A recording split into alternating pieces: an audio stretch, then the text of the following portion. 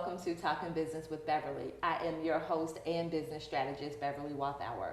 And so we want to thank you for joining us as we support you, the entrepreneur, in getting the clarity needed to create time and financial freedom in your business.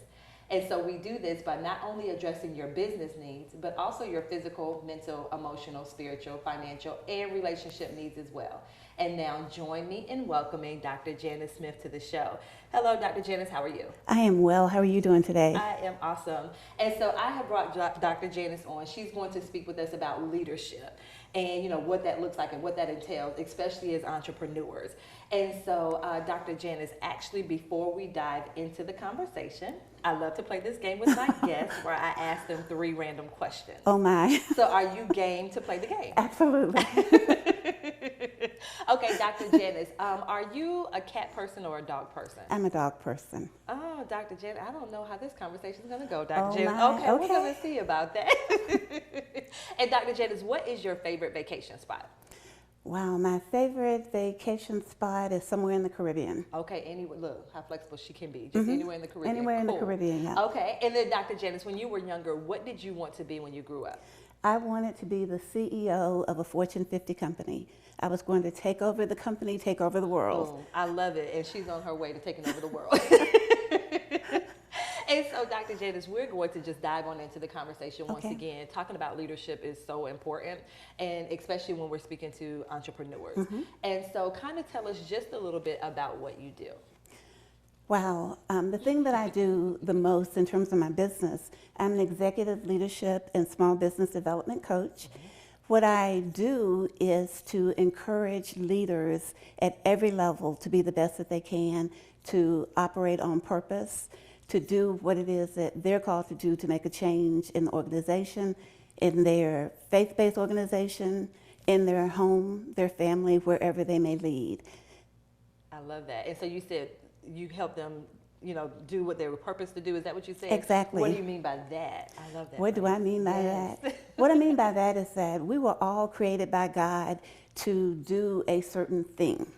And what I do is to help you identify what is that thing, to discover what it is that ultimately you were created to be, to become, to do, to have, the change that you were to make in the world. Because it's not by accident that you were born to these parents in this season, this point in history. There's an awesome work that you're called to do. So my primary focus is not to try to make you into somebody else, but to help you to become that person, to fulfill that calling, to realize that purpose that God has for you. I love that. And so, you deal specifically, who do you specifically support in your business? Now my focus is on women leaders and leaders of color. And while my sweet spot is for Christian leaders, one of the things that I know is that I am called to encourage other leaders. So while people may be pondering spiritually, what is it that they want to do or become, there may be nuggets that I am called to drop into their lives, into their spirits, that while they may not have thought about except in Christ, I have planted the seed or watered the seed, whichever the Holy Spirit has called me to do, to help them to be better leaders and also to be better people. I love that. Now, you said specifically women and women of color. Why that particular group are you choosing to support right now in your business? Well, women leaders in general, and then leaders of color. What I've discovered is that this group has particular needs, experiences. They have challenges, opportunities, barriers to their success that other people might not understand. I don't want my clients to have to translate for me. This is what this means, or to have to censor themselves because I can't relate to their experience. So what that means is I can meet women where they are, and then leaders in color with more of a focus on Latino and African American men. That's my village. That's where I want to make the impact. And so where does that passion come from for that particular group? I feel it. I feel it, Dr. Janice. Where is that passion coming from? Well, one of the things is that I know that God has given me many different gifts. And if I'm helping everybody around the world, but my village is suffering, you know, I'm not fulfilling my purpose. And I have experienced every career mishap, derailment that is possible. And I believe that God uses every ounce of our suffering for His glory and our good. So because I've been through so much, both as a woman and as a person of color, I can use those experiences. I can share that wisdom and insight with other people. Not that their experience has to be the same, but if I can keep them from making some of the mistakes that I've made, or help them make sense of those mistakes, or I don't even know if they're mistakes. I would say the detours that we take from time to time. Okay.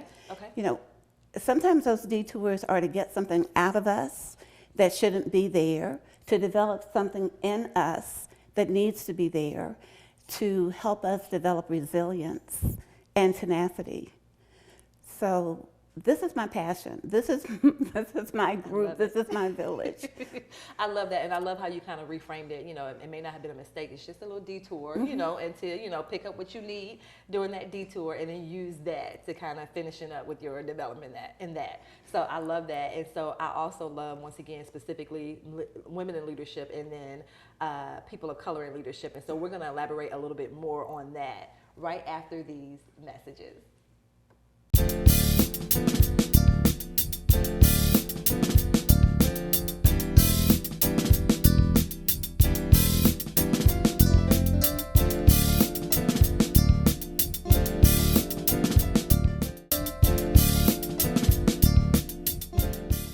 Hello, I'm Beverly Walthour, and I'm a business strategist specifically for coaches. And one thing that I want to share with you is, just as an entrepreneur, ensure you're very clear on who it is that you want to serve in your business. The clearer you are, the more money you make. I promise you that. So when you're clear and succinct on who it is that you want to serve, then it impacts your messaging. It impacts the product or the service that you put out, because you know that you're specifically putting it out for a certain person. So once again, as an entrepreneur, make sure that you're very clear on who it is that you serve in your business, and I promise you, the more money you'll make. Until next time.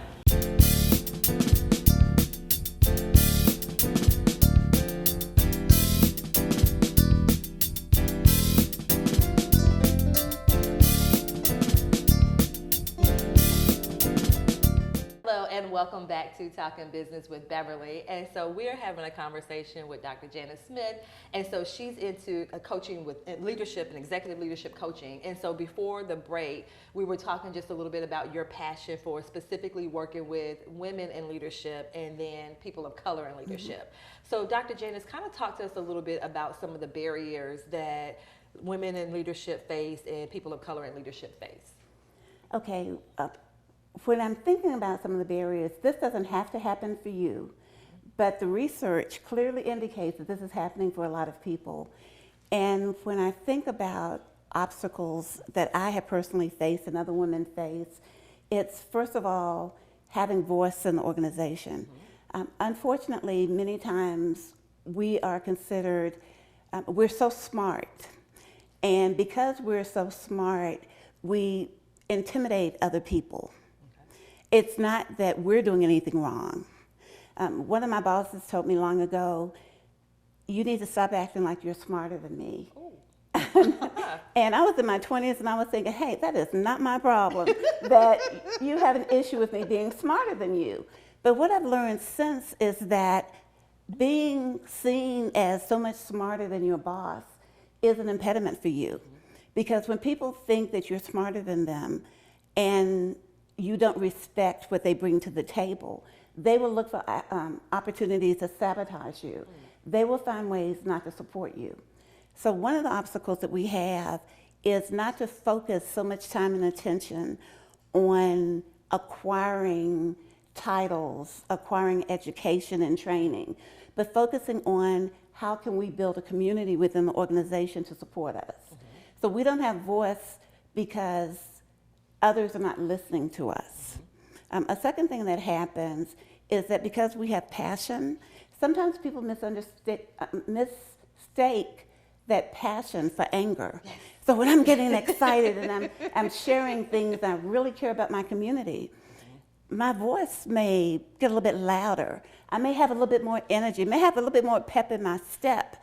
And because I don't fit into the norm of how a white woman may respond, all of a sudden I become that other. Yes, and I have to be explained in a different way.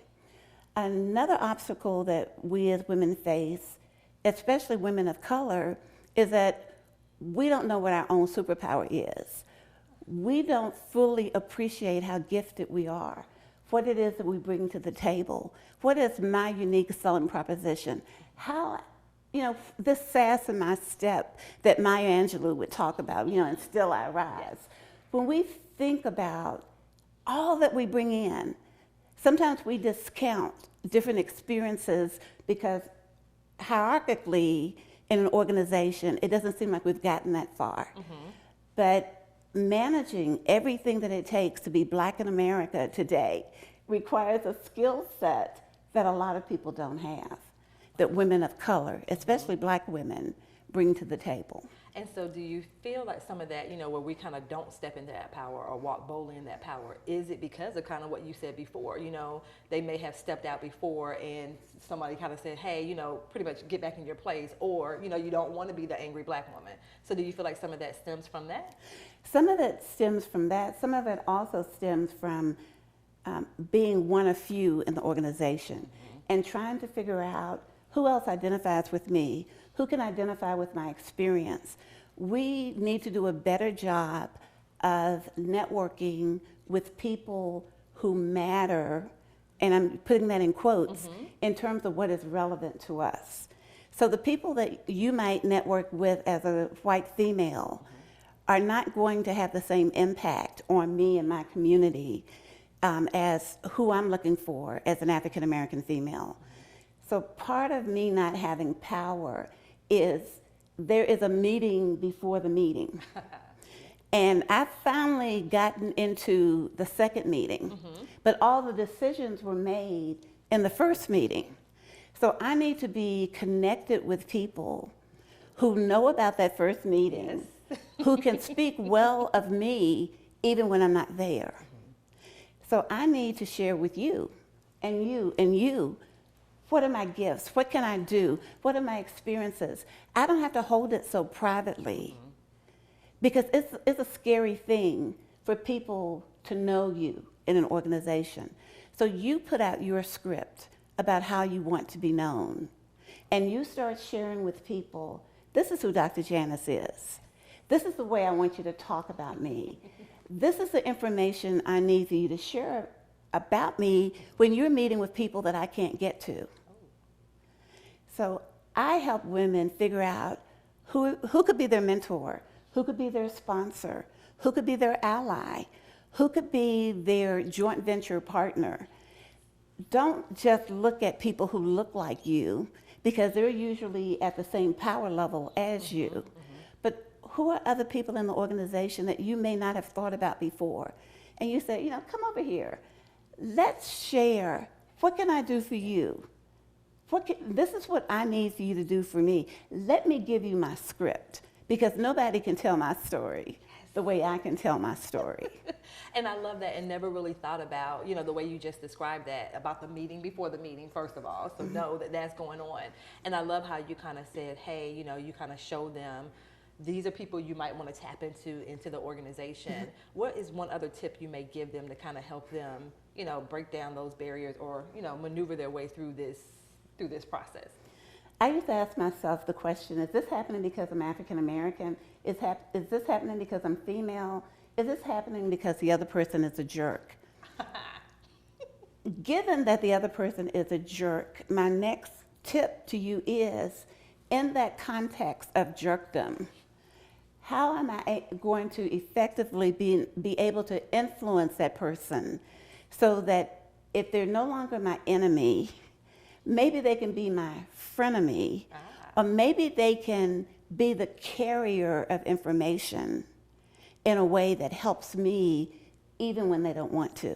I love that. Oh my gosh, that's and jerkdom. I like that word. Thank you, Dr. Janice. I'm going to go look that one up. And so, Dr. Janice, hot off the press. there we go. And we're going to continue this conversation right after these messages.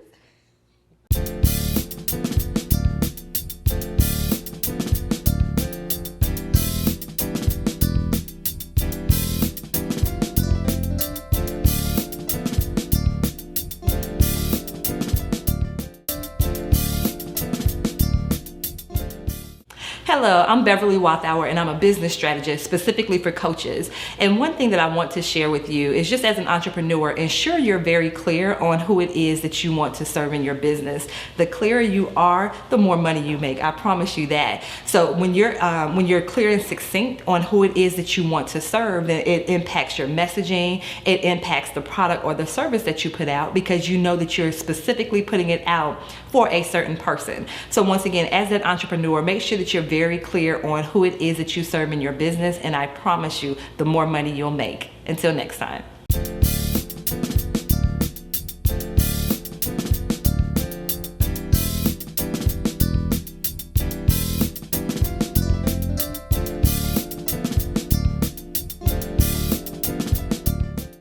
Welcome back to Talking Business with Beverly. And so before the break, we were having an amazing conversation with Dr. Janice Smith.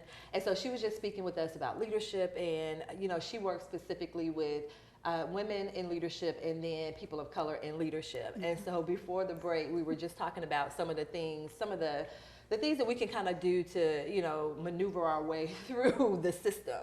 And so before the break, you were talking about some tips and strategies that you give your clients to kind of help them, move through the process. And so for you, how do you actually describe effective leadership? What does that look like? When I think of effective leadership, I use Jesus as my role model, first and foremost. And the attributes that he has are the attributes that we should aspire to have as leaders. We have so many poor examples of leadership in this country and in the world. So if we're using them as role models, we're going down the wrong path.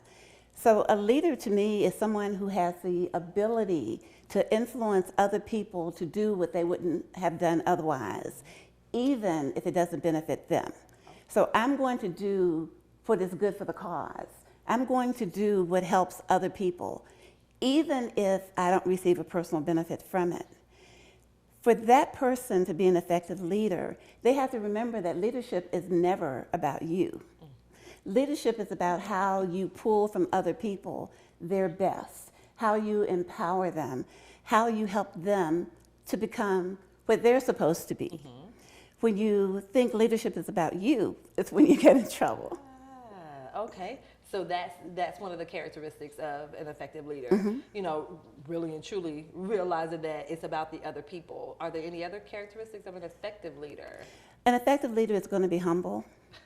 They're going to be able to reach out and get help from other people. They're going to be good at building consensus. An effective leader is going to be a person of integrity, because if people can't count on you to be who you say, to do what you say, to keep your promise, you will find that on the surface, they're following you. Mm-hmm. But behind the scenes, they're jockeying for position and looking for ways to take over. An effective leader is going to be honest. It's going to be a visionary. They have to look at something way down the road, far from where we are now, and stop making decisions looking at short-term gain and not considering long-term consequence. An effective leader is going to be a team builder, because if the people around you don't get better, you're not much of a leader. In fact, if the people around you get progressively worse, we got a problem. Yes.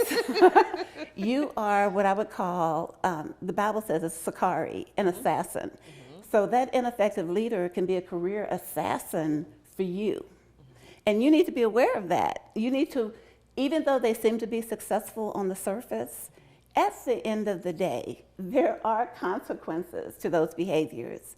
So an effective leader is going to be a consensus builder. They're going to be resilient, and the buck will stop with them. If I never hold myself accountable, but it's always your fault, I'm not going to follow you far. And someone who doesn't have anyone following them in a significant way is not a leader. And I just think about that, especially in terms of being an entrepreneur and all of those characteristics that you mentioned, like having those skills that will definitely allow you to be a successful entrepreneur. And so in your experience, I know I hear that, people are natural born leaders. So people are natural born leaders and then they can also develop the leadership skills as well? There are some people that have characteristics that lend themselves well to being effective leaders. Okay.